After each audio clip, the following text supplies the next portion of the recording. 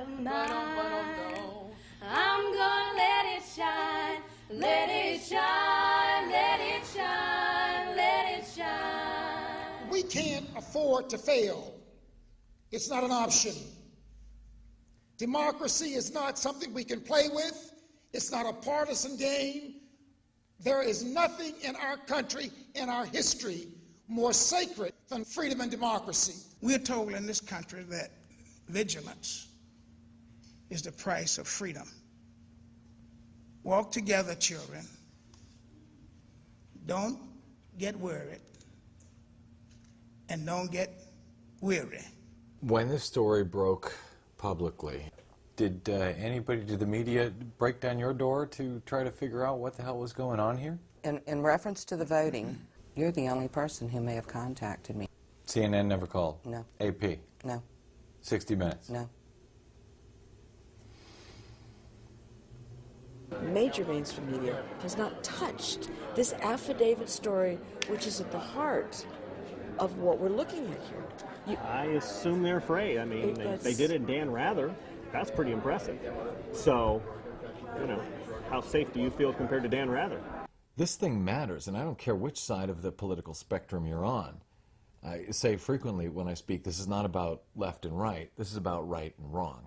We have become numb to unethical behavior. Our lives are very difficult. We're clinging on to our middle class by our fingernails. We who? The American people. When you have that 5 minutes that you can be home and close the door and have some peace, it's very, very difficult to say, look what they're doing to my vote. It's much easier to say, we have watchdogs in place that will be taking care of this for me.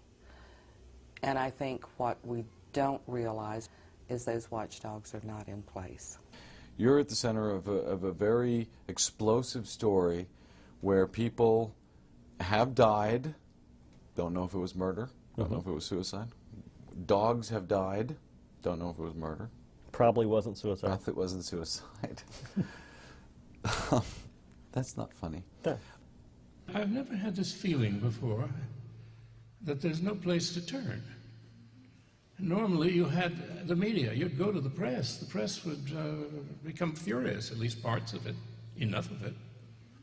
Or you go to your congressman. But nobody seems to care. We put this affidavit out in December. Of right. 2004. You seen it on ABC yet? I have not seen it on ABC. If you think that we're going to get any use from the corporate media, I think that you're sadly mistaken. So I'm saying go around it. There is so much that we can do if we begin to act like we, the people, actually have power, exercising it. And guess what? You act like you have power, and the next thing you know, I'll be damned, you've got it. What do we say to our ancestors who gave their lives for this right to vote? We're sorry. Remember the words of Benjamin Franklin when he left the Constitutional Convention at Independence Hall, and he was asked, what sort of government have you given us? And he said, a republic, if you can keep it. We have not kept it, we have not kept the flame, and we need to take this country back. Well, I don't know how much one vote counts, but collectively, I guess if we all lose faith, then, you know, might as well go to the Iraq during the Saddam era, you know, have unanimous elections, or have North Korean democracy where it's like basically unanimous and you get killed if you don't vote for whoever they want you to vote for. I mean, if our votes don't count, why bother voting? I think everybody should vote. If you don't speak your piece, nothing's going to get done. Well, it's a democracy and everything needs to be counted correctly, and that's why one of the reasons why we live here. We're supposedly a country that is based upon democracy, and that's why we go out and try to export it and bomb it into other people, this notion of democracy. But it's important to us because we do claim and assert ourselves to be a democratic country that it actually exemplifies democracy.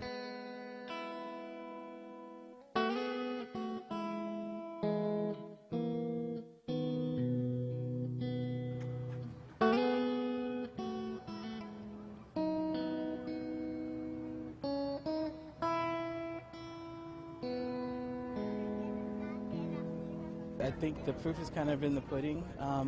When I see things start to change for the betterment of the people, rather than policies that seem to benefit corporations and the wealthy, when I actually start to see things and government enact policies that actually help everyday people, then I'll believe that voting is working. In his continuing effort to demand accountability and to publicize his story, Clint Curtis ran for Congress against Tom Feeney in 2006. Feeney refused to debate Curtis and outspent him by a factor of 26 to 1. Theirs was one of 4 congressional races in Florida that were contested in 2006, prompting Florida's new Republican governor and the Republican legislature to mandate that they would vote on paper ballots in the 2008 election, where Curtis will run again against Tom Feeney. Mavis Georgalis spent years in the courts fighting both the Yangs and FDOT. Ultimately, she was reinstated with full back pay and awarded a large settlement from the Florida Department of Transportation. In August 2007, Diebold changed its name to Premier Election Solutions, Inc. I think what Clint Curtis is really an object lesson in what can go wrong and how easily it can go wrong. In fact, we don't know if his software and his code was ever used in any voting software. But the fact that we're not able to look at the software that is used to count our votes, this secret software that is used to count votes in America, the world's greatest democracy, is frankly a scandal. And we all should be very concerned about that.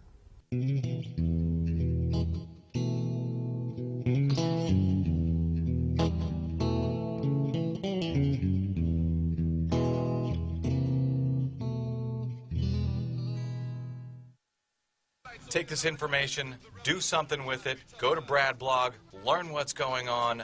Most importantly, this democracy is not going to save itself. We need all of you to get out there and take action. I'm Brad Friedman. Thanks for listening.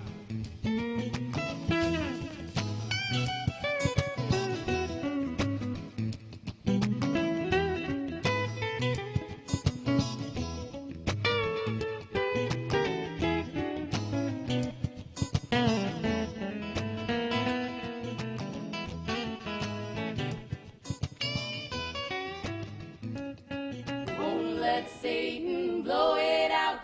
I'm gonna